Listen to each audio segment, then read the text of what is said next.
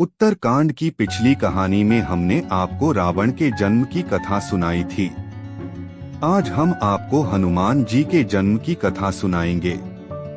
कथा शुरू करने से पहले कमेंट में लिखें जय श्री राम और चैनल को सब्सक्राइब कर लें। यह कथा सुनकर श्री राम हाथ जोड़कर अगस्त्य मुनि से बोले, ऋषिवर, निःसंदेह वाली और रावण दोनों ही भारी बलवान थे, परंतु मेरा विचार है कि हनुमान उन दोनों से अधिक बलवान हैं। इनमें शूरवीरता, बल, धैर्य, नीति, सद्गुण सभी उनसे अधिक हैं। यदि मुझे ये न मिलते तो भला क्या जानकी का पता लग सकता था। मेरे समझ में यह नहीं आया कि जब वाली और सुग्रीव में झगड़ा हुआ तो इन्होंने अपने मित्र सुग्रीव की सहायता करके वाली को क्यों नहीं मार डाला। आप कृपा करके हनुमान जी के बारे में मुझे सब कुछ बताइए। रघुनाथ जी के वचन सुनकर महर्षि अगस्त्य बोले, हे रघुनंदन, आप ठीक कहते हैं।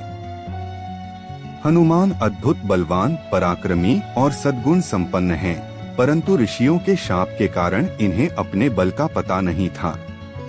मैं आपको इनके विषय में सब कुछ बताता हूँ।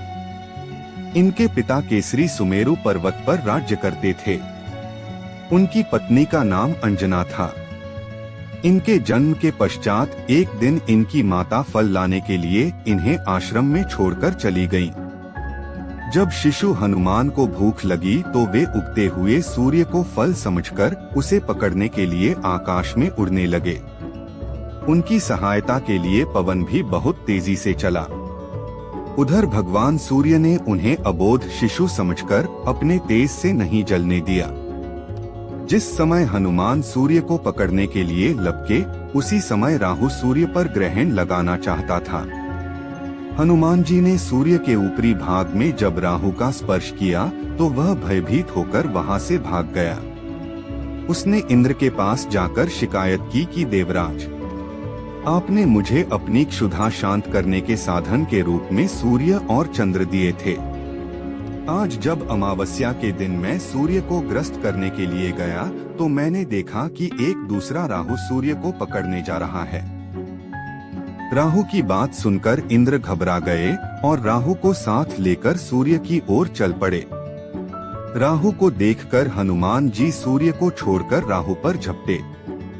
राहु ने इंद्र को रक्षा के लिए पुकारा तो उन्होंने हनुमान जी के ऊपर वज्र का प्रहार किया, जिससे वे एक पर्वत पर जा गिरे और उनकी बाईं ठुड्डी टूट गई।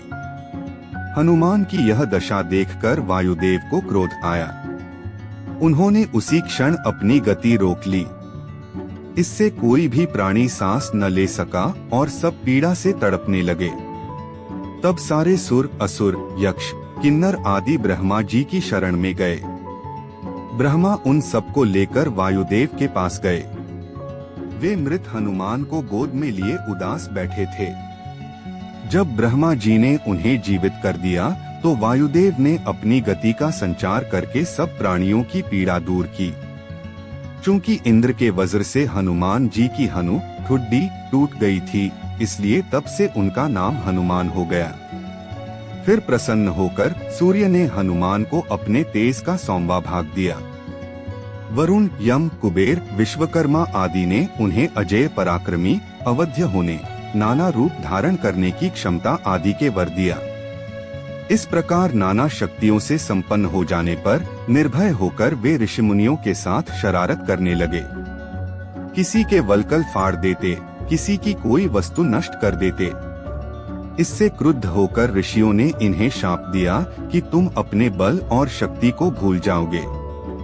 किसी के याद दिलाने पर ही तुम्हें उनका ज्ञान होगा। तब से उन्हें अपने बल और शक्ति का स्मरण नहीं रहा। वाली और सुग्रीव के पिता ऋक्षराज थे। चिरकाल तक राज्य करने के पश्चात जब ऋक्षराज का देहांत हुआ तो वाली राजा बना। वाली और सुग्रीव में बचपन से ही प्रेम था। जब उन दोनों में बैर हुआ तो सुग्रीव के सहायक होते हुए भी शाप के कारण हनुमान अपने बल से अनजान बने रहे। हनुमान के जीवन की यह कथा सुनकर सबको बड़ा आश्चर्य हुआ। जब अगस्त्य तथा अन्य मुनि अयोध्या से विदा होकर जाने लगे तो श्री राम ने उनसे कहा, मेरी इच्छा है कि पुरवासी और देशवासियों को अपने अपने कार्यों में लगाकर मैं यज्ञों का अनुष्ठान करूं। आपसे प्रार्थना है कि आप सब उन यज्ञों में अवश्य पधारकर भाग लेने की कृपा करें। सब ऋषियों ने उसमें भाग लेने की अपनी स्वीकृति प्रदान की। फिर वे वहां से विदा होकर अपने अपने आश्रम को चले गए। अगर कहानी अच्छी लगी हो तो अगली कहानी सुनने के लिए कमेंट करें और चैनल को सब्सक्राइब कर लें। आपके प्यार भरे कमेंट्स के लिए हार्दिक शुक्रिया। मिलते हैं अगली वीडियो में।